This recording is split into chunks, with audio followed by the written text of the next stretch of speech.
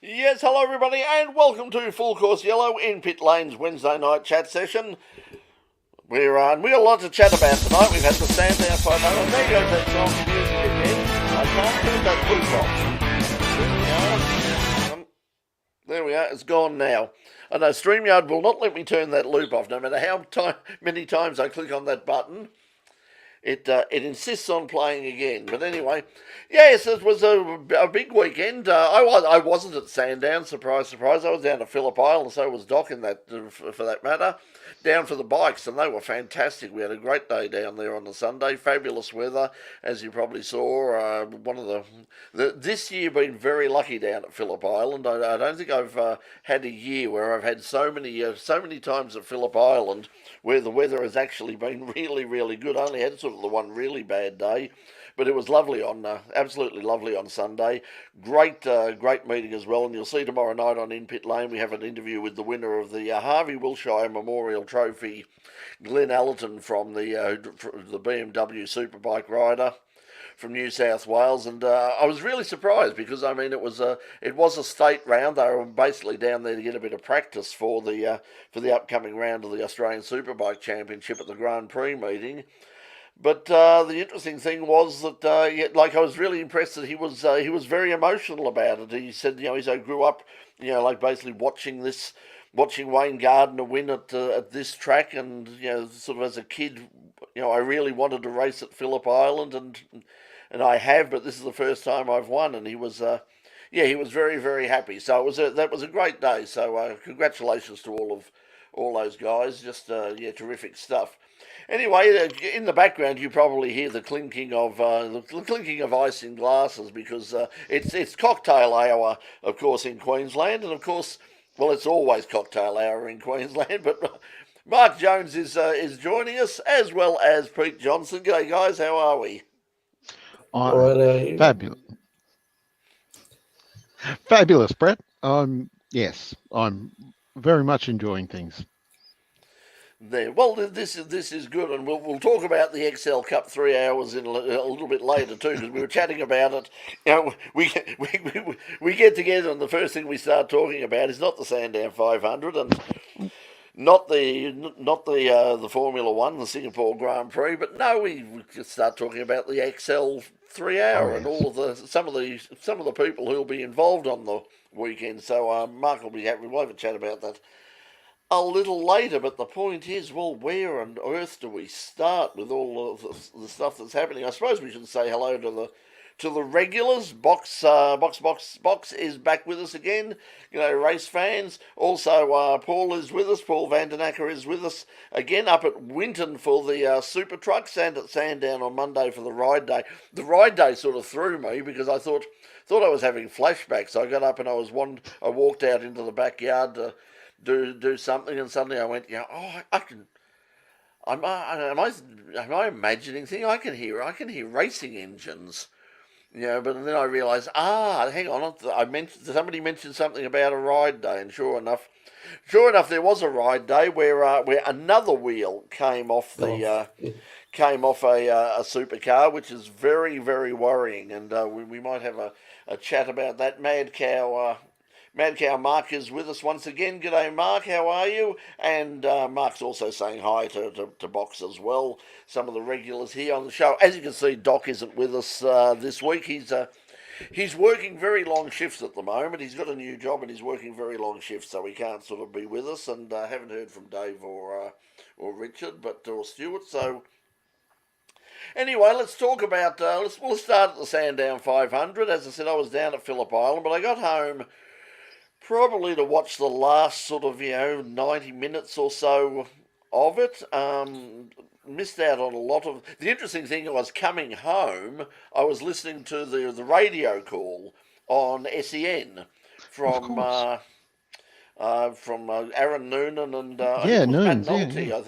I think they were the radio commentators, and I must say, I mean, I don't want to necessarily join the chorus of people bashing the television coverage and Scafie and Neil Crompton, but I must admit that sort of as I came in and from listening on the radio and turned on the television, and Mark Scaife said something particularly silly, I just thought, Gee, it'd be nice. I think I might just turn the sound down on the television and turn the radio back on again. Because yeah, I think it was a Oh, much better.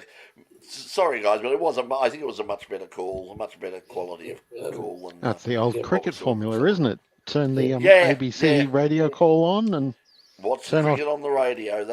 Yeah. I always do that. The problem is nowadays you can't get them in sync no, because if you're listening via digital, the digital delay is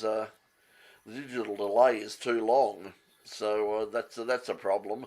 It's not. It wasn't too bad with the Sandown 500, but it was yeah, with the cricket it can be a bit annoying at times, and with the football it's almost unwatchable, unfortunately. But what do we think? I mean, let's another domination by the Camaros. But I suppose the first thing we could talk about, and I sort of mentioned it before, the you missed, you picked a fine time to leave me loose wheel. yeah. That was that's scary. Goodness me. If That's one came really off, scary. if one came off, well, one did came off the Camaro the next day. That's scary for Bathurst. You don't want that happening at down Conrod Straight or anywhere like that at And we Bathurst. had a yeah, we had a couple go adrift in testing at QR as well. I in the lead up to That's Sandown. I right. don't want to Yeah, too much put too much of a thing on this, but yeah, it's a lot of these sort of things don't pan out. You know, like we get to the mountain and everything's fine, but yeah, yeah. It's I, just that this is just maybe. so dangerous. I mean, the two things that really frighten me more than anything else in terms of motorsport is fire and wheels flying off of race cars. Wheels flying off of race cars can do an awful lot of damage to people and things. As it turned out, I mean, yeah. it obviously hit something, went straight up in the air and landed down on top of James Moffat on his rear wing, Yeah. and sort I of only took that out of just it. clipped it. Oh my goodness. It didn't even hit Yeah, any part of the boot lid. It just hit the wing. Yeah. And I mean, obviously it's weighty enough that it could take the wing off. Um, but by the same token, it didn't touch any other part of the car.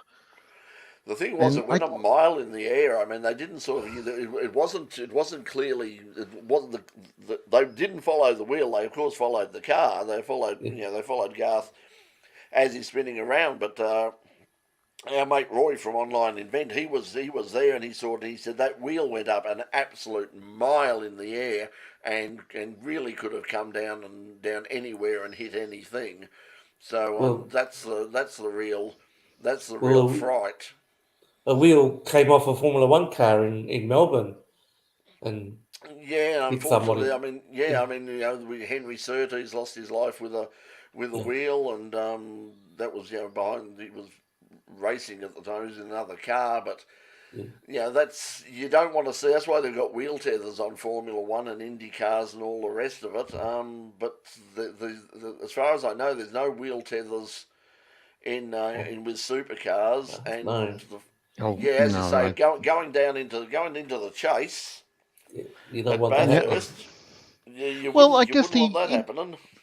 I guess the interesting thing about the incident, which suggests that it might not be that simple to explain, was it was the unloaded side of Garth Tander's Mustang that broke the wheel. It was the inside of the car heading down through the S's. So Yeah, he it said wasn't necessary.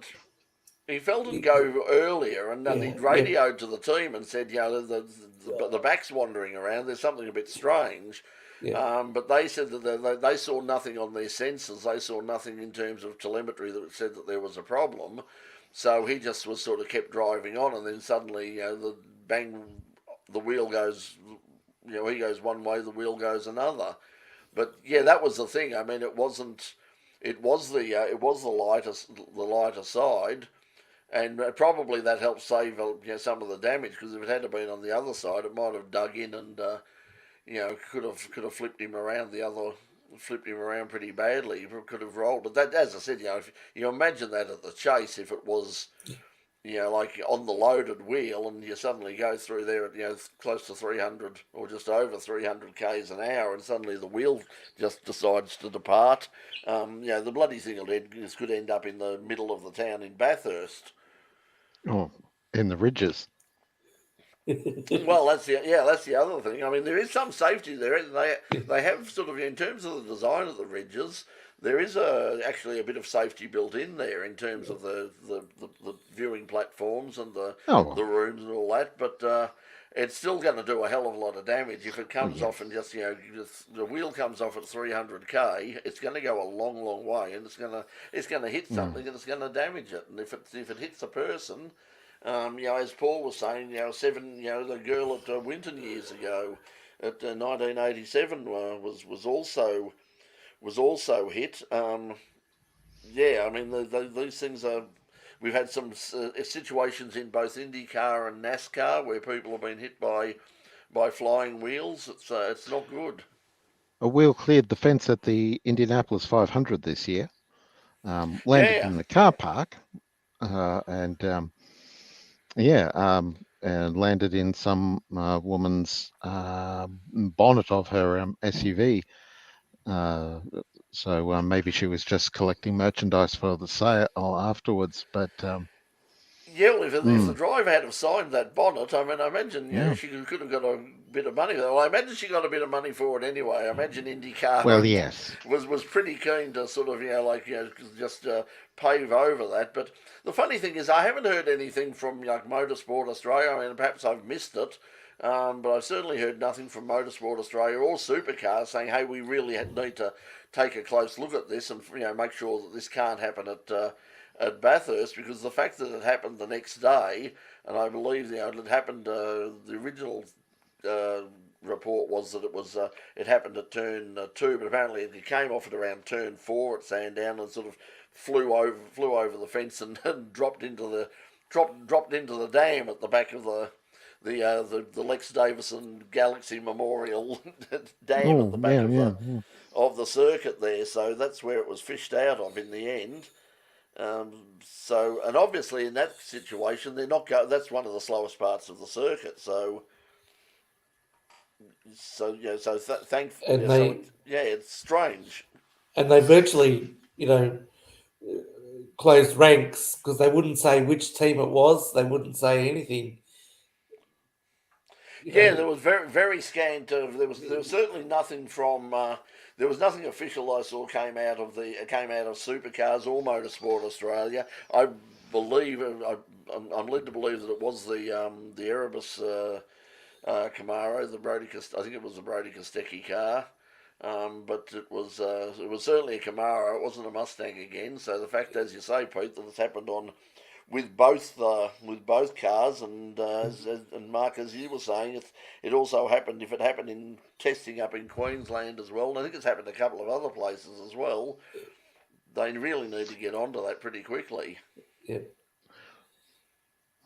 And it doesn't seem to be manufacturer specific either, because it's happened to both Mustangs and Camaros.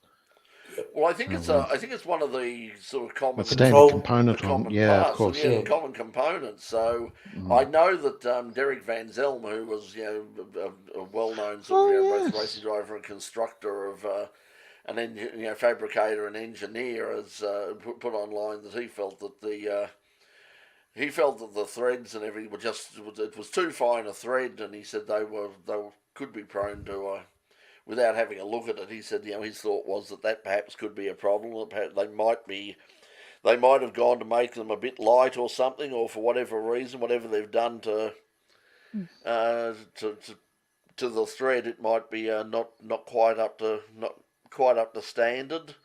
So either way, they've got to look at they've got to solve the problem. And as much as it might have been a foregone conclusion, the result, I think it was important with the bringing it back that it did run its full distance. I think it was important for the. Yeah, well, that was the other great controversy, wasn't it? I mean, there was. Now, if you have a look at the history of the race, there's been plenty of times in the past it hasn't gone the full distance. Yeah. So it's not sort of a new thing, but the problem is they keep moving it back and back. I remember Yeah. in the when I started to go, it was around sort of 11 o'clock, or Oh, moved back to yeah, about yeah, 12 o'clock. yeah, And so it would be all over by 3:30. If you didn't have any problems at all, it'd all be yeah, over by 3:30, 4 o'clock at the latest. yeah, But there was that buffer in there to make sure that if anything did happen, yeah, and sort of like making fence repairs at Sandown. I mean, yes. almost every meeting you go there would, regardless state series, speed series, it doesn't really matter. At some stage over the weekend, chances are there's going to be some fence repairs Yeah. happening somewhere. So And what they do at the Grand Prix on the Sunday is they have the support races, but then there's a clear hour or more between the last support race and the start of the Grand Prix. So they've got time to repair things and clean things up if they need to. And Well, that was one of the most. Oh, go sure, on, Peter. sure, it's boring for those of us at the track, but you know, um, it at least it guarantees that, or pretty much guarantees that you're going to get a race that's going to go the distance, the full 2 hours, or the 58 laps. That was one of the most notable changes when the Grand Prix moved from Adelaide to Melbourne, was Yeah, a lightening of the program, and that's yeah, been a Adelaide would just cram everything they yeah, possibly could into a Grand Prix weekend at 6 or even 7 categories running. But the Melbourne, they sort of stuck to 4, yeah, and it's it's a hard thing to go. I mean, it's the same like if you have a look overseas, like the one thing that mm, I found in the races that I've been to overseas, like the historic races, and even sort of at a club level, is you don't have the same sort of packed program that you have. The races tend to be longer, but there's certainly more gaps during the day, and there's nowhere near as many, categories. You might get 4 or 5 categories, and also it helps in Europe, of course, because they have they can race through until like after 7:30, 8 o'clock at night. It doesn't get dark because they're racing in the summer. It mm, doesn't get dark in France until about 10 o'clock at night. So, well, I think we left Montleray for the Grand Prix de l'Arche d'Or, the historic meeting. I think we left at about 9:30 on the Sunday night after the last race, yeah, and but there are breaks for everybody, especially for the marshals. I mean, the yeah, flags, they have a proper break, and that's what happened down at the interesting. That's what happened down at the island for the bikes as well. They had a packed program. It was I think they had something like 20 races on the over the weekend or on the day. That was on the Sunday. And it was just race, race, race, race. But they got to about sort of they were running a bit late, but they got to about 1 o'clock, and there was a proper sort of 45-minute break that everybody could just yeah, they could do things they need to do. The flaggies and everybody just could sit down and relax for 45 minutes, have a proper feed, and yeah, and yeah. I think it just made the meeting a I, lot more relaxed for everybody. yeah. I just think because they were bringing it back, the Sandown 500, I just think it was important that it ran the full distance this year. well, it was only To 3 laps short, so it wasn't. yeah, yeah, Yeah, I mean, and the thing is, people are jumping up and down about the curfew, but the curfew is nothing new. And as I pointed out Mm, online, the yeah, curfew used to be even stricter because when I yeah, started going to Sandown, I'd remember that they'd always say no race engines are to start before 10 o'clock, yeah, so they wouldn't start. And then at 10 o'clock you would have the. And I don't know how they did it back in those days. They had more races. They had a shorter period of time, but they had more races because you'd have yeah, a morning warm up for one or both categories, major categories. So you'd have Formula 5000 and the touring cars would both have a sort of 20 minute warm up session on the Sunday morning. Then you'd yeah, have races for Formula V, Formula Ford, Formula 3, sports sedans, sometimes under and over 2 litre races separately, plus your 5000s and your touring cars. And they always seem to manage to get it through get and it get it done. finished. Yeah, Yeah, get it yeah, finished. And then they also wouldn't leave the the main race to the last race of the day. They would have and that also was good for the crowd point of view, because all the people who came just to see the touring cars or just to see the 5000s, they would get up and leave, and the rest of us would sit around and see sort of a butcher's picnic or a reverse grid sports sedan race, or a repechage for the Formula V's or something like that. Yeah. While the crowd was thinning out, and it was Yeah. So that was a good way of doing it. And I think they need to do that. There was hardly any supercar action on the Saturday. There was just a 15-minute qualifying session. I had a look at. I thought the quality of the card was really, really bad. That's why when you looked at it, it was like, especially as you say, Saturday. Saturday didn't. It was like, well, if you're going to go, you're going to go on the Sunday. I don't think Roy's with us at the moment, but I know Roy from Online Event. He went a virtual R. He went along, parked up the back straight. Had a good day, enjoyed himself, but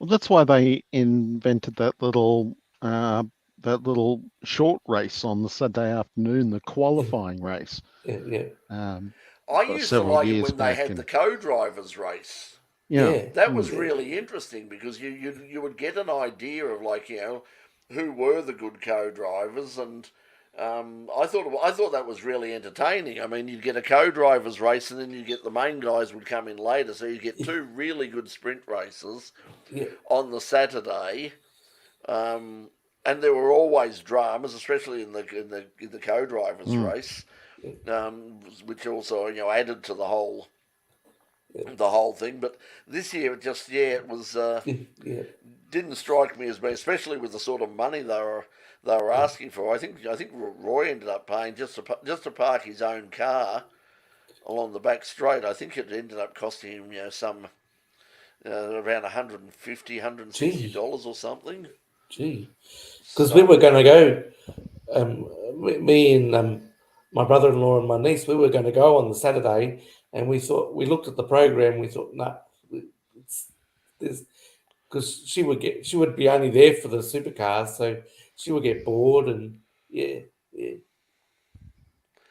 Yeah, well, it was interesting. I mean, they were talking about the crowd, what a great crowd they had, and it was a good crowd. It was probably one of the biggest crowds that they've had in many years, but it was far from the packed house that they kept saying, in front of a sold out grandstand, and the grandstand was not even, that grandstand, when it's full, apparently holds. John Davison told me that it holds, I think it was licensed to hold 11,000 people.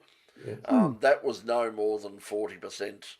40% full. And I remember the old days. We used to be packed in like sardines there. If you didn't book a seat, I used to wag a day off school. I'd go in when the Light Car Club was running it. And the old man knew, but he knew that I wanted to sit down. So on the Monday, I'd leave school early at Dan to grab the train into Melbourne, go into South Melbourne. There's the Albert Cricket Ground where the Light Car Club used to have their headquarters. I'd go in there and I'd get my reserve grandstand seat for the race meeting, and that was for all of the meetings, even not just the 5, or it was the 400 back then. In fact, at the start it was the 250, but it became the 400, and then of course the 500. But you couldn't move in the joint. They said 71,000 over 3 days, and I'd find that pretty hard to believe. I don't think that they had anything like 71,000. If you look at the crowd that turned up on Sunday, they might have got 50. That was probably over 50,000, or around 50. But anyway, it was still a pretty good crowd, but not what it used to be. The racing. What do you think of the racing? I mean, the feedback I got from everybody was, really the racing was pretty right up until the end. The safety car sort of made it, brightened it all up at the end. And apart from that, it was pretty processional. Yeah, it was a bit ho hum, and because they weren't game enough to do brake pad changes, a lot of them, that was another thing, because there's apparently a new system with doing it. Yeah, well, that's all changed. Well, they too talked now. about they talked about that on the telecast a bit, and struggling to remember, but it's not a complete, like, right at the end of Yes. the cars that we've just. I'm sorry, the generation name slipped out of my head for the moment, but they were Gen 2. replacing basically entire units, Yeah, and yeah. Yeah, but Gary now, Rogers Motorsport came up with that sort of thing where it was just they sort of went. It was quicker to just take the whole caliber, have everything ready, and they came up with sort of a bracket, some sort of quick change mechanism where they could just unplug things, rip it off, put the new one on, plug things in again, and it was basically ready. Give it a couple of Yeah. pumps, and away it was ready to go. This is obviously very different, and they were sort of saying it was a far more complex thing to do, and Yeah. they will. yeah, You well, they imagine don't change. they'll have to make changes. Have I think there pad is still a changes. compulsory one. I think there is still a compulsory brake pad change at Bathurst. There's Yeah, no they'd have to be. compulsory. There's no compulsory pit stops, which I Mm. thought worked better than I That was thought it good. would. I thought it would. I thought they would just do one stop and run the thing with a But the full tank original and reason, yeah. the And original reason for the. Oh, I go ahead. sorry, so I thought that worked better than I thought it would because I thought everybody would just run the thing to the vapors and there'd be very few pit stops, but there weren't. There were quite a lot of pit stops. Yeah, Well, yeah, Mark is and saying I thought I watched practice sessions on Saturday as well as You did. qualifying. Yeah, well, that's what they so there were no races. There were no other races at all. Were there? There were no There were support Saturday. race. there's just a 500k race on Sunday for Yeah, the yeah. No, supercars. I For the mean, of course, the supercars. Super Twos and Super Threes and Super Utes and Oh God, the Utes were Porsches, there. which yeah. somehow didn't have the name Super in their category name anywhere. but Um, and they had an endurance race on the Saturday or the Sunday. They had an endurance race on one of the days. Yeah, the Carrera Cup does a. I think oh yeah, they they do. add a Yeah, lot. they I had a think they road add a lot race. to the Yeah. I'm not a fan of the Utes. I'll No. admit that. So they're certainly not my cup of tea. And the problem with the Super Twos and Super Threes is, I mean, it's more supercars. Yeah. It's like and they often put on some great racing. I didn't see too Yeah. much of what they. I mean, but Oh, it was a the Sunday race was Good. goodness. Yeah. That was Yeah. fascinating stuff Yeah. and yeah, I saw John lots Bowie of sort of. drama. Yeah, Yeah. Bowie put a thing, and he was very scathing of the in his criticism of the standard of the driving, Well, and Well, yeah. that's not like John at all. I mean, he's very supportive of pretty much everybody, but the fact that he came out and said that was pretty much I'm just paraphrasing him here. Sorry, John, if you want, but he pretty much said that was a disgrace. That was just that was appalling. So. well, Yeah, it didn't it, didn't sound like a great advertisement for the next generation of drivers. well, it was Well, their fault Cooper that they had to Murray. fix. It was their fault that they had to fix the fence. Mm. Yeah, yeah. And yeah. yeah, Cooper Murray was kind of buried in the grid a little bit in the race, but with everything else that happened in the race, the waters kind of parted for him, and he was able to take a inspiring win. I mean, it was great to see him get the. He drove he drove quite well, but it was, oh goodness, there's, yeah, like the big incident, of course, was three abreast through the kink onto the back straight, and That always it works was, well. yeah, and it was Zach Best, if memory serves, who got launched off to one side and pinballing down the back straight. So that was unfortunate. And then there was two separate incidents at the same time on lap one, or lap one or two. Yeah, it's I'm it's, it's sorry. That's all.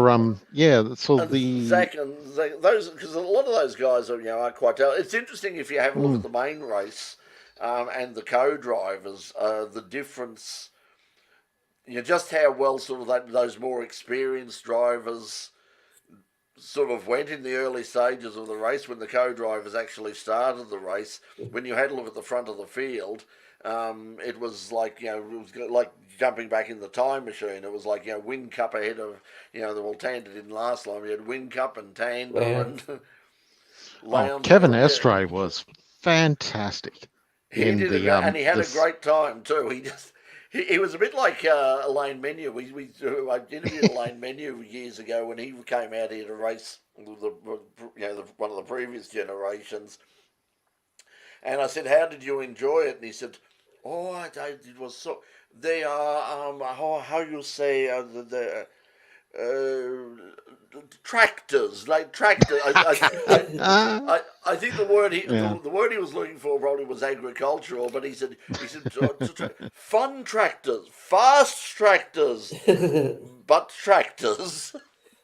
They were just a bit, and then he sort of explained that having come from racing sort of some of the British, there's the Super Tourers and things like DTM and all the rest of it, that they were pretty basic. That's sort of what Kevin Estra said along the way. He just sort of said, the thing had, it had no grip. It had, it was sliding all over. He said, I had a ball. He said, yeah, so, yeah, he did a really, but we've seen that before, haven't we? We've seen from, I mean, and what amazes me is you get that sort of, from some of the local journalists, this, shock, horror, surprise, sort of, like, I forget who it was years ago. They had like, somebody who came out who had, won Le Mans about 3 or 4 times or Jackie something like X. that.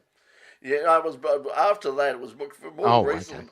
But it was like it was like somebody like well, this guy we've never heard of, and he was actually like he was like really fast, and it was like oh my, Sacre Bleu, this is unbelievable, and it's It's like probably Tom Christensen or something. yeah, it's like this guy, no, this guy is actually one of the best endurance racers in the world. He's driven everything and on all of the world's great circuits. I don't think it's going to take him that long to at least get up to speed. And Kevin Estra showed that as well. And he also said he felt far more comfortable. He said he was obviously looking forward to Bathurst. Um, he said he was a bit uncertain about sort of what those cars would be like around Mount Panorama, but he said he's got a lot more confidence in the car now. Interesting to see whether they make any changes. The word going around is that there will be changes. Jamie Whincup has come out funny already that. and said, I yeah, read and that. said, like there shouldn't be any outrageous change, but Ford are lobbying basically for front aerodynamic changes, and also apparently for some weight distribution changes with some new doors. They're talking about making some lighter doors for the car. In order to just change some of the weight balance and apparently get the centre of gravity a bit lower or something like that. But they're the things that they're lobbying for, the main things they're lobbying for at the moment. Tomorrow night on In Pit Lane, our guest Matthew Hillier. Matthew, of course, is part of the Walkinshaw Andretti United team in terms is with the scholarship. He raced the Toyota 86s on the weekend. And I said to him, you'll see it in not on the 31, but on the YouTube channel, in the extended sort of chat we had. Matthew said afterwards that the feedback that that they were getting from the Walkinshaw United team was basically that they just, and it's come out with a few people, they just couldn't get the tyres to last the same way. They were really fast in They were competitive in qualifying. They were competitive for the first 8 or 10 laps, and then they just slowly wound back, and the Camaros ran away from that point. Yeah. So Yeah, I guess that's Matt Payne and Kevin Estray have basically done Ford a disservice by performing so well in the race, finishing on the lead lap in 6th place. Yeah, well, and they lost. Of course, they lost. They lost the couple of cars there. But there's no doubt. Yeah. There's no doubt there's a problem. Although, somebody else pointed out just they said have a look. Yeah, the Camaros are dominating, but it's the Camaros of two teams. Mm. take those, so what is it that those two teams are doing so much better than everybody else? Because once again, we get to the, what were the first four cars? It was like, it was, Red Bull Erebus, Red Bull Erebus. Yep. Well, yeah, well, What was Triple Eight have been the best team for over a decade. So it's not even remotely a surprise that they're still winning up front. And Erebus have been on the build for a couple of seasons. You kind of sense that they were going to be this good last year. And it's the big change has been Dick Johnson Racing sliding back through the grid. and what was interesting was, and I've been saying it a lot, the younger guys seem to have, like the Will Browns and the Kostekis, seem to have a more of a handle, with the exception of Craig Lowndes and Jamie Whincup, seem to have more of a handle on the Gen 3. And Richie Stanaway was interesting because he straight away was at one with the 97 car, whereas Shane has struggled with it all year, including after they changed the chassis. Well, Yeah, that's Stanaway interesting. made his explosive debut in supercars at Sandown, and that was a win for them that weekend. So it's it was some of his strengths were already in place. Yeah, and as we've mentioned before here, and in the past, I mean, he's a quality driver with an international pedigree. I mean, he's a former Works Aston Martin driver, and he's won sort of in GTE, categories around the world. The And guy, GP2, one step from yeah. Formula One. So the man can drive, Yeah, but I think there was a sort of like as much a psychological thing as anything that for whatever reason he just sort of fell out of love with it for a while, and now hopefully he's got his mojo back, and he'll be back next year full time, and that's potentially looking like in terms of the Ford cars, at least it's looking like potentially one of the top teams, because as you say, man, DJR have really dropped off, especially on the weekend. They really struggled, compared with some of the other teams. Well, Will Dave well, they were both sort of hung onto the back end of the lead, like they was hovered around seventh to ninth for much of the race, but they certainly didn't look like they were going to get any further up the field than that. Yeah, that's it. Paul saying Whincup walked past him at the start of the test, and not bad for a retired bloke.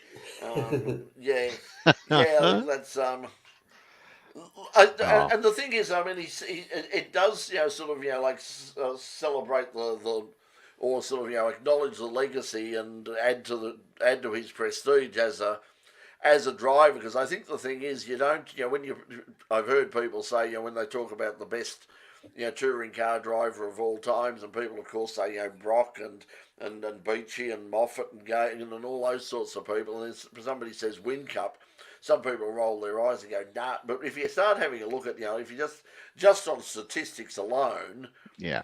there's no doubt about it. He deserves to be in that, certainly in that conversation. He's up there, and that was his, I think, his seventh Sandown 500 win, Sixth. which sixth. sixth was it? Yeah, I Well, think think yeah, third on the trot as well as a co-driver. Like you won his last year as a full-time driver, and then yeah. co-driver back to back. yeah, they've done, 2019, he won it, which was the last Hmm. time it was a 500. Of course, yes. Yeah, yeah. They, and That's they've that's done why. Yeah, they've yeah. done very well. Red Bull have done extremely well at Sandown, as they pointed out. It's sort of one of the they sort of said it should work the other way, that the Queensland teams. But the thing is, nobody tests at Sandown. That's it. I No, mean, it was all of the Victorian teams, either test at Winton or yes, sometimes well, down at Phillip Island. But that's why historically colder. that's why the rate, well, way back when. I mean, I don't think anybody would be wanting to. You're not going to learn much at Calder. I don't think you'd ever learn much at Calder, but unless it was raining, of course. But yeah, I think that's why I think the test day or the ride day was so interesting. I'm not sure what restrictions I'm sure they had plenty of restrictions Yeah. on them in terms of how fast they could go and what they could actually do and learn. But just the fact that they were out there running around, interesting for the locals out there because they're only allowed the 5 weekends a year, and they've had Yeah. sort of 2 of them in 2 weeks. They had the Speed Series the week before, then they had the Sandown 500, and then in a few weeks' time they've got the last of them, which will be the Sandown Historic. So that's coming up in early November, so they'll get a bit of a break this time, but I imagine some of the locals wouldn't be too thrilled about that. And as I said, you could certainly hear them. I'm sort of, like I checked on Google Maps, and I'm 17 kilometres away from the track, basically and I could hear them quite comfortably. Not so much inside, but if I went out, as I said, when I went outside and everywhere around here, you could hear them. You could hear them easily. Kind of interesting because shrill sounds from like motorcycles don't travel as far as deeper notes, like a V8, for example. One of the Yeah, mysteries of deeper frequencies have travel further. That's why if you've got like with your Wi-Fi, a 2.5 gigahertz Wi-Fi signal will be more stable and will go. It's not as fast, but it will go further and through more things than a 5 gig one will. And it's the same with sound. I mean, sound is the lower the sound, basically the further it travels. It doesn't get dissipated to the same extent. So and yeah, the I louder think it is too. Yeah. the rumble. So if you're near sort of like a really high pitch, say the old Formula One cars, yeah, they were horrendous. They were horrendously loud, wonderfully loud, but they didn't quite they didn't necessarily, the sound didn't travel as far as something like like a supercar or a NASCAR or a Trans Am or sports sedan, something like that. But anyway, yeah. So and this is another one. This is back to Formula One because we've got performance of Liam Lawson, MTLSS, saying performance of Lee during his time has left those in charge with a fascinating dilemma. It's become more fascinating because apparently Honda have put the heavy on AlphaTauri and have basically said that it's Yuki's believed that not. they will announce on because it's the Japanese Grand Prix this weekend. They will the next weekend they will Yuki's staying. announce that Yuki Tsunoda is definitely staying with them. So they've got to make a decision now. I mean, if are they are they going to are they going to keep Dan? Are they going to, because he's only on loan from Red Bull? And does Liam automatically come across? They might be faced with do we run Daniel or do we run Liam? And personally, as much as I really like Dan and all the rest of it, I'd be running Liam. And I guess there's no reason to rush Daniel back from his hand surgery. If there's Well, any they're not. question about his match Yeah. fitness at all, Yeah. then it's now obviously a safe decision to keep Liam in the car. Yeah. Well, they're not going to rush him back. They've said that. And it's taken any pressure that they had to rush him back. I mean, the fact that Liam is doing, and safe was the good word too, because he just seems to be, even though he's so young and so inexperienced, he does seem to be a safe hand. I mean, he's the one who's finishing. He's the one who's picked up the points. He's not putting it into the wall. He's not doing anything ridiculous and silly and all the rest of it. I think they're probably really comfortable now to say, look, if Daniel doesn't come back, it's not so, it's not the end of the world. Yeah. Mm. And it will also telegraph their interests for 2024 quite strongly, won't it? Because if Lawson does finish the season for them, then that kind of suggests strongly that Lawson's going to be their number 2 driver next year. And you imagine if he's not, they'd probably want to hang on to it. And I imagine Red Bull would now be putting some pressure on as well to sort of try and keep him because, they were saying, oh, well, when, if they decide to push Sergio aside at some stage, Daniel will jump straight into the, Daniel's getting on in, He's He not is. old by anything, but Mm, they might mm. be saying now that it's like, hey, actually, this kid's really good. He's only young. Give him another 2 years in AlphaTauri, and he's a ready-made replacement for whoever goes. Mm. Whether it's max the size to move elsewhere or give it away or whatever, or whether they get rid of Sergio when his time runs out, when his contract runs out. So I think that I'd be moving heaven and earth if I was Red Bull. I'd be moving heaven and earth to keep him because he's done absolutely nothing wrong. Mm. Oh, absolutely. And yeah, it's well, there's going to be a little bit of movement going on. Well, I suppose we're just about run out of time for seats for 2024, but certainly it's going to make 2025. I mean, obviously there's still some seats to fill in F1 for 24, but notably with the AlphaTauri dilemma that we've got brewing, and possibly, there's finally some acknowledgement from Checo himself that maybe he's on the move. Yes, well, as I said, Piastri has a contract. So McLaren have obviously tied Oscar up Mm. for to 2026, and I imagine that he's going to be another one that come 2020, if he keeps going in this direction, you'd have to say that other teams will be very very keen to look at him, and by 2026, you'd imagine there'd be a few of the current contingent looking to move on, perhaps. The interesting one was it was a massive beat up, and but it's and from News Limited, of course, but it's interesting. The Of all people, the head of GoPro, the people who That's mount right. do the action cameras.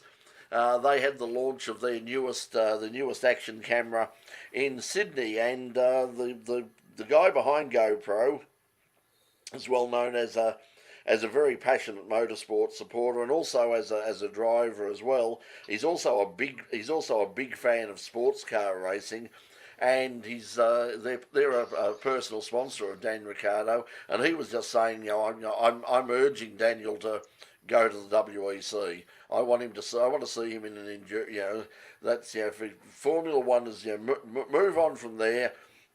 The WEC is like getting really exciting now. There's Well, it lots of is opportunities coming around the corner. One of 4 those new opportunities, teams next year. yeah, that's it. And some of the names are being Mick Schumacher has now been linked with Alpine for next year, and Mercedes are already saying that they don't have a problem with him racing he could keep the reserve driver role with Mercedes, but they would be happy to see him. They would be happy to see him behind the wheel of the Alpine. I think Nick De Vries looks like being picked up by one of the teams. I forgot which one, but it was I said earlier that it looked like he was going to be announced for one of the teams. Actually, I think it might have been Toyota that said that they might be picking him up, but. Yeah, you've got Yes, so many new Toyota. Yeah, so you've got so many new cars coming up. In fact, the other day on Daily Sports Car, Graham Goodwin was saying that if all the rumours that he's hearing are true, we could by this time next year at Le Mans you could have 30 hypercars wow. running around on the because he said if Glickenhaus and Bicolis or whatever they're called at the moment, Van Wall Van get Wall. back, if they get back in, if they do find the money to come back, you'll have 30 That's cars on the grid. fantastic. Yeah, which is like unheard of when you consider like in recent times at Le Mans where you've had sort of 5, 6 perhaps up to I think one year there were 8 Yeah, LMP1 cars on the. Now that was it did like get. wow! It was like there was. It was. I think it was the first year of the Porsche. There was Well, we Toyota, had Porsche, Audi, and Toyota Porsche, running. Audi, Toyota. The year Mm, we went, Peugeot were there because we did. I remember doing that's right. the Yeah, press guys. So there was Peugeot, um, Master the 908 Toyota, program. Yeah, and Porsche. So they're running. But either way, it was a Mm. very it was a Audi is very called, yeah. very thin an Audi, of course. Yeah, very thin sort of Well, group, two and now years they're ago talking. there was Toyota and there was Yeah, a superannuated Alpine. and it looks like that the Aston Martin are getting excited again. There's stories that Yeah. they may well be looking at because they originally that was the whole thing that they were looking at. They were the hypercar regulations were basically written around the Valkyrie in terms of what it was, what the ACO wanted it to look like. And then Lance Stroll got involved and said, "No, I want somewhere from my boy wants to race Formula One." So that's where they threw all their money. But apparently, they are now turning around and going, there's all these great sports cars racing at Le Mans, and perhaps we should be one of them." And then you got McLaren as well, and Zach Brown is saying it's he's pretty confident it's going to happen. He just said like at the moment no, but further down the track, almost certainly yes. Well, yeah, and Iron Lynx Lamborghinis, and presumably an Iron Dames Lamborghini as well. Yeah, and I hope that they get that because they've done an amazing job. And we've seen people. I mean, and one of them Matt Campbell on the weekend set was on pole again, one of the fast Porsches, and I think he finished second, didn't he? I think Yep, it was a Porsche there, Penske 1-2 yeah, which is at a big Indianapolis. well, surprise, surprise. Loved it so much I bought the track. Um, yeah, I think that's really interesting that you've got GTE drivers. And I think Matt himself said that like people like himself and Nick Tandy and a few others who have come from GTE. They said, you don't have to come from Formula One or from Well, from an open wheeler background. That And you the can Ferrari transfer. and the Ferrari team is staffed by AF Corsa GT veterans. Yeah, and yeah. So there's plenty of there's plenty of opportunities for GTE drivers, and you really couldn't argue that the Iron Dames don't deserve a spot. They've been very very competitive, and in fact won races. Right throughout the year, and I'd really like to see. I think it would be a really good thing for the sport to see them to keep that to keep that team together, and to see them at the top in the top level would be great. And also, I think that car looked pretty cool in pink. Oh, yeah, the Lamborghini is gorgeous. I love the look of that car. I mean, okay, we've only seen them in carbon color so far, but it's going to be a thing of beauty. Yeah, it'll be interesting. The cars look a bit. I think the ACO are a bit upset. The cars do look a bit samey. I mean, the Lamborghini Yeah, does look that's very similar to the Acura, Acura. I think. Yeah. Yeah, it looks very similar. But and that's another one that's coming. I mean, in terms of Le Mans, I mean, Acura are not interested at the moment, or Honda are not interested. But they've said, like McLaren, not yet, but in the future, maybe. And BMW are expanding their American team to a world program now as well. They've got an additional chassis doing testing in Europe. Yeah, that's it. That's Team WRT, who are once again another have a background in GT racing again, and so they're involved in that. And Yeah, huge. who's the biggest name in the WRT team? Um, some uh, some Polish It's rally driver, Italian. isn't it? I'm thinking a certain number 46, occasionally Oh, nicknamed the Oh, yeah, Doctor. yeah. yeah. Well, that'd be a big jump, but I mean, I know that's something that they would like to they would obviously like to do from a publicity point of view. And he's done really well, I think, but he's probably not racing off enough because he's got other commitments with his with his MotoGP team, and I think something that he can't really focus as much on four-wheel racing as perhaps he would like with all his other commitments. But he's certainly done a really good job, and hopefully we'll see him back at Mount Panorama for the Bathurst 12 hour Well, he's next done all year. the So intercontinental rounds, and as well as I think, um, oh, what was the other thing he was doing? Gone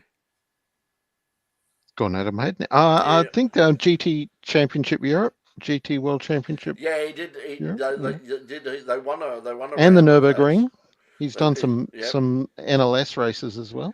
And speaking of the Nürburgring, I think I've got it down there somewhere. The Fricadelli team, the Ferrari team, which won the Nürburgring 24 hours, are going to be racing this weekend in the NLS, which used to be known as the VLN, the series around the Green Nürburgring Hell. Lang Strucker series. I'm glad you pronounced it. But yeah, the thing is, they're not Of course, racing yes. that. They're not racing that particular car because that car has been retired. It won the race, and it was basically snatched up and put straight into a museum.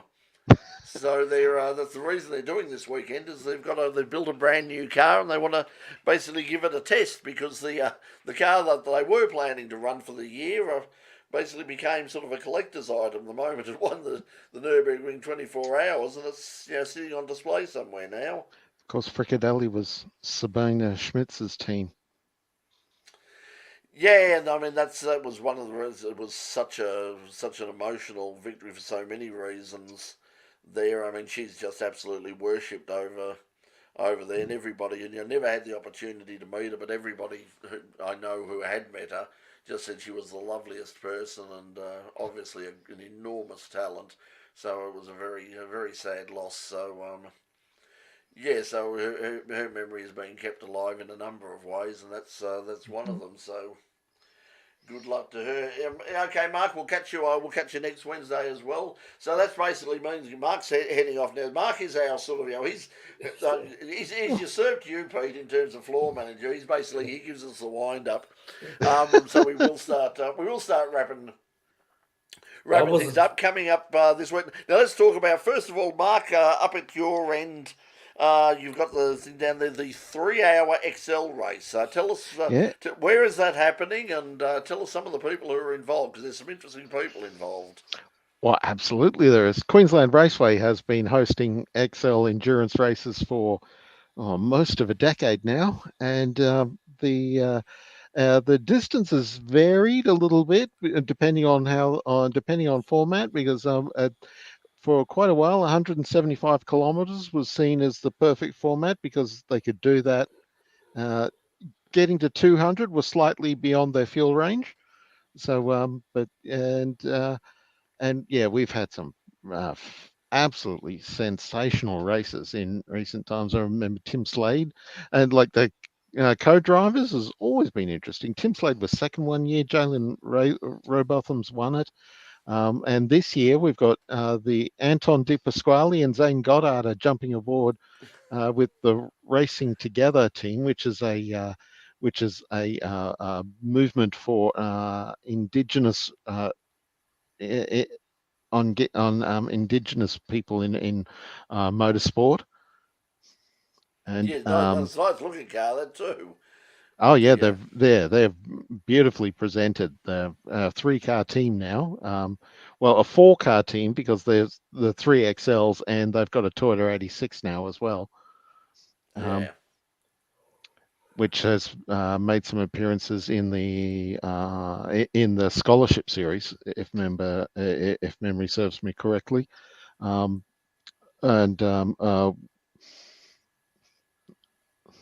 Ryan Story and Roland Dane from DJR 888, they're both involved in the board overseeing the Racing Together operation. So that's their connection to the supercar teams. But it's more than that. Like Nash Morris is going to be co-driving with one of the young hotshots in Alice Buckley, who dominated a recent scholarship Toyota 86 scholarship round at Eastern Creek, and won all 3 races. And she's one of the emerging stars in the Queensland Excels. Jalen Rowbotham's with one of her teammates in Jack Wood. Cameron McLeod from Super Threes is joining in with the fun as well. Co-driving with one of the top. He was very impressive in the mark cars at Sandown of the week before last, because it wasn't the most modern of the cars, and he was the only other person. He was the first person under the tens, into the nines, and he was in a first generation car. Yeah, he was consistently fast all weekend. And yeah, he was the fastest Super 3 driver throughout the weekend at the Sandown 500, but he didn't finish either race, which is unfortunately put paid to his chances of winning the Super 3 title. But yeah, Steve Owen is aboard one of the cars as well. Remember the long-running supercar driver and a very popular co-driver for many years. Jet Johnson he was one of the super subs, wasn't he? He was one of those people like Warren Luff and Paul Dumbrell and all those people who basically sort of just you never Jack saw Perkins. him from. Yeah, you never saw him from year to year. And they're the people who were doing, like, as I said on the weekend, there was people like Jack Perkins and Jamie Whincup and Craig Lowndes and Dave Russell and all of those people. Those once a year, and now you had Lee Holdsworth joining them as well. People with all that experience, and they come in and they bring that experience with them. And Steve Owen, for years and years, was just, in fact, he was one of the people I remember doing really well in one of those co-driver races at Sandown. And, sort of people were going, oh, actually, it's not, the guy actually can really drive. So he's a very talented hand. Yeah, and one of the best known supercar drivers in the country, Aaron McGill, is lining up in the grid as well. Yeah, haven't heard of him for a while. Yeah, looking forward to seeing Aaron at the wheel. Jared Hughes, who's a bit of an emerging star on the ladder, heading up to supercars. Toyota 86 and Super Utes racer Holly Spray is in the field as well. Yeah, it sounded like a good thing. Do you know if there's any live streaming of the event? I'm not actually across that, which is I should be, but I'm not because it'll be because I'll be commentating the race, so it'll be my voice that you hear. Well, but I'm not across that at the moment. Yeah, well, you should get possibly. extra. They should double your pay, Mark. Well, one can live in hope, but no, very much looking forward to it, and of course there's a program of support events going on throughout the course of Saturday and Sunday. Well, that sounds like a good weekend up there in Queensland. So if you happen to be up in Queensland, if they're not live streaming, head out to Queensland Raceway, and sounds like that'd be a really fun weekend. As I said before we started, it's a bit like the old days of the Winton 3 hours. That for many years you had people like Jim Richards and a whole bunch of big names who would join. I think Brock actually did it one year. Quite a few names who would go there, and I remember years and years ago proposing the idea of a 24-hour HQ race at Calder Park using the international circuit with the Thunderdome sometime around summer, and I said you get all sorts, and I remember I mentioned it to Craig Lowndes, and his eyes lit up, and he went, "Oh, where do I sign?" he said, "If it happens, tell me. I'll be there." So I think it's that sort of thing. I think it's basically people are just having a weekend, having a lot of fun, and remembering why they got into motorsport in the first place, because it's fun. Okay, So it was Phil and Pete and Phil shared the HQ one year. Yeah, we didn't get time. Perhaps we might talk about this there, but this is I imagine it's a big story. If it's not in New South Wales, it should be. Eastern Creek Speedway, $1 million, absolute disgrace. They get government money, and once again, and when you listen to the people who were responsible for building the thing, like the government minister at the time, you realise why it's been an absolute disgrace, because he basically said, it's no big deal, just, run a grade around a circle, put some grandstands in, and away you go. It's not a problem. And that looks like it was designed and built that way, and they've been unable to get sort of any regular racing, and now they've had to cancel the entire season.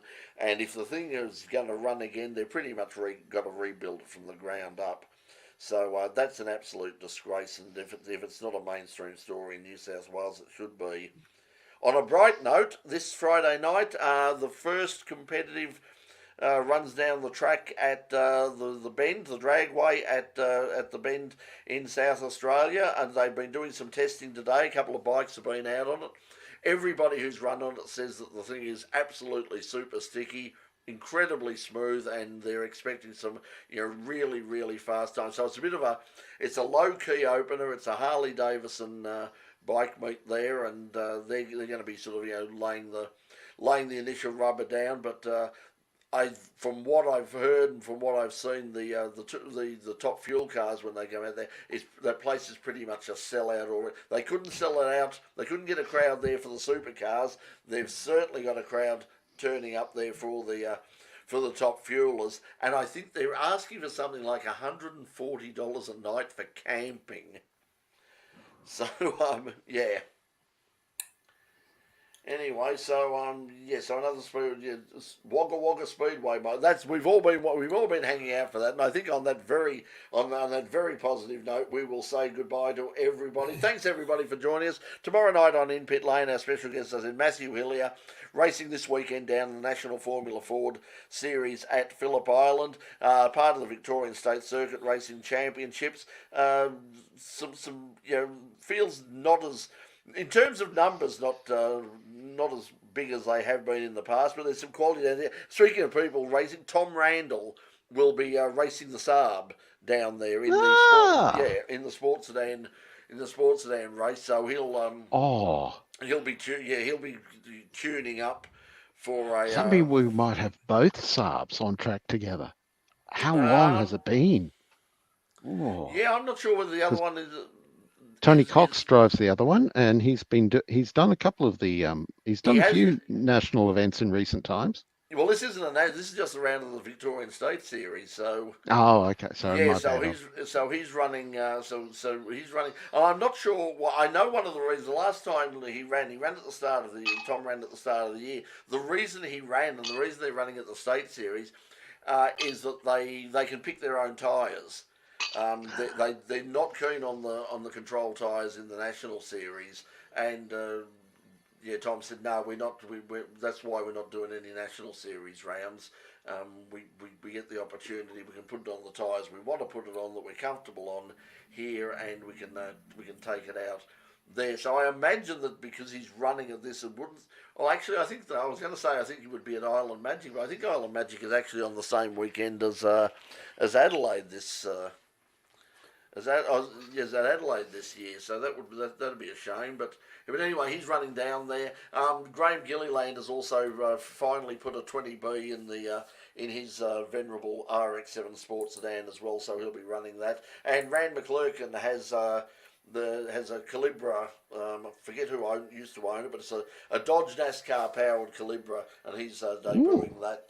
That's on the. There was 4 of them. There were a few of them. Yeah, Tony Hubbard used to have one, and there was a really nice one from New South Wales. I'm not sure where this one came from. I did see it was. It's got a Tasmanian one as well. Yeah. But this one's is powered by a Dodge NASCAR engine, and that's Rand will be having his first. Different. Yeah. Well, that Saab, the Cox Saab runs the same engine. It does, yeah. Dodge, yeah. Yeah, runs the Dodge. That's the ex-Hossack car from way back. Yeah. Yeah, so Okay, everyone, that's all we've got time for. I'm going to be eating pea and ham soup for this. I went to the supermarket today, and they had a half price on one. They had one piece of smoked ham hock, and it was $5 a kilo. And I just went in there and I said, "Oh, it looks nice. I'll grab that for $5 a kilo." I brought it home. I've had to search it. I've had to cut it up with a hacksaw to get it into the biggest pot I've got. I've got there. I am going to be eating pea and ham soup for the next 6 months. So, but it's For a bubbling second there, away I in the thought it was a. background. I can smell it now, and I'm thinking, yeah, at least at the moment, until I get sick of it, I'm going to enjoy it a lot. Okay, everybody. We will see you there. What we got this? Which one is that? Tolma Speedway to get proper banked bull ring. Oh, haven't heard of that. Send us some more details. I'll have to check that out. Okay, we'll see you next week, everybody. Until then, see you tomorrow night on In Pit Lane. We've got a competition. You can win a DJ controller as well from Pioneer DJ. Thanks to Elliot Barber Racing for that as well. We'll see you next week on In Pit Lane and Full Course Yellow. Until then, from all of us, bye, everybody.